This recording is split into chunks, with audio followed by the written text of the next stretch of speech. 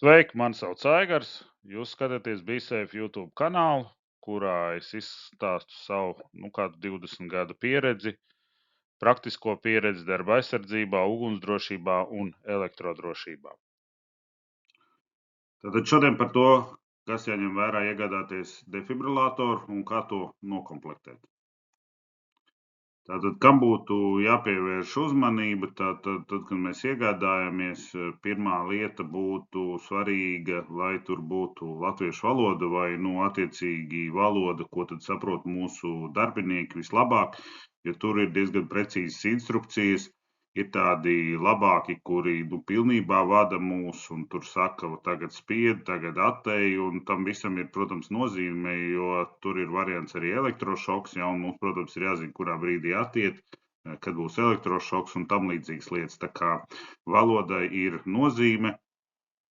Otra lieta, protams, par barošanas lietām un atkarībā no tā, cik tur ilgi kas kalpos. Protams, ka viņš vairāk vai mazāk ir izrēķināts tā kā vienam ciklam. Līdz ar to, ja tur būs akumulatori, viņi pēc attiecīgās lietas vai negadījuma būs jāuzlādē no jauna. Un, protams, vēl ir dažādas papildus lietas, kam ir nozīme, par ko mēs tad tūlītās parunājam nākamā slaidā. Tur apakšā ir viena saite, to var pastīties no mūsu ātrās palīdzības, jā, par to, tā tīri labi arī pateikts un var redzēt, kā tad ar viņu darbojās kaut kādas pamatlietas. Un tad par to, ar ko mums būtu vērts papildināt tad vienreizējos cimdus, tas tīri mūsu pašu aizsardzībai, 2 komplektus vismaz, tāpēc, kā normāli ar to iekārtu būtu jāstrādā 2 cilvēkiem, lai nenogurtu, ja, tad vismaz minimāli būtu jābūt šiem te 4 vienreizējiem cimdiem, pie tam atceramies, ka cimdiem ir izmēri, ja līdz ar to sievietēm viņi ir mazāk, vīrietim bišķi lielāki, un tad ir jādomā, kas un kā. Tāpatās par vienreizēju elpošanas masku dažiem aparātiem ir klāt, dažiem nav, tā kā tas ir jāpārbauda, jāpaskatās. Tāpatās skuvekli, jo tur, kur būs jāpieliek šie elektrodi, iespējams, ka varbūt būs jānoskuj, lai viņš ir klāt, un putas iespējams, ja, lai palīdzētu noskūt, bet tas jau būtu tāda super ekstra.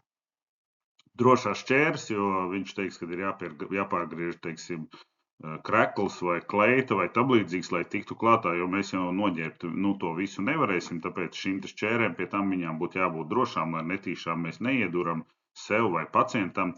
Un, protams, paskatāmies, varbūt, kad ir vajadzīga papildus folijas sega, jo tad, kad mēs sāksim elpināt, tas pasākums būs uz ilgāku laiku un tīri gulēt uz zemes kaut kādā augstā vai ziemas laikā nebūtu vajadzīgs. Protams, dezinfekcijas salvetes, tās vietas, kur vajag, iespējams, kaut kur vajag nodezinficēt, bet tur varētu būt vēl citas lietas, tā kā skatāmies, protams, kad iegādājamies iekārtu, bet skatāmies un domājam, kas ir svarīgs papildus vai, teiksim, uztaisam mācības un saprotam, kam mums kurā brīdī varbūt ir vajadzīgs, pieaicinam kādu gudrāku cilvēku, kurš varētu pateikt, ka redz, šeit šoreiz ir jāskuj vai šeit ir jātaisa vaļā un tam līdzīgi.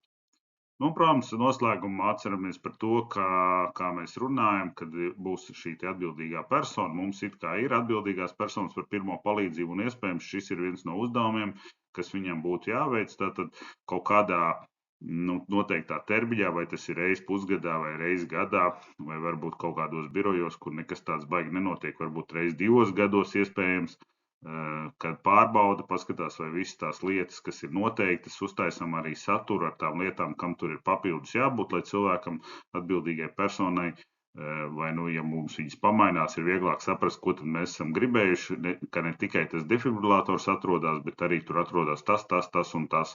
Līdz ar to viņš zina, kam tur ir jābūt. Iespējams, ir kaut kādas terminētas lietas, tad norādām termiņus, lai tad attiecīgi var nomainīt, un tad ir jēga no šīs lietas, jo principā tā iegādāties un cerēt, ka viņi kalpos mūžīgi, ir diezgan maldīgi. Ja ir nepieciešama palīdzība, šeit ir iespēja ar mani sazināties e-pastā, un lai mums forša dzīve drošā darbā.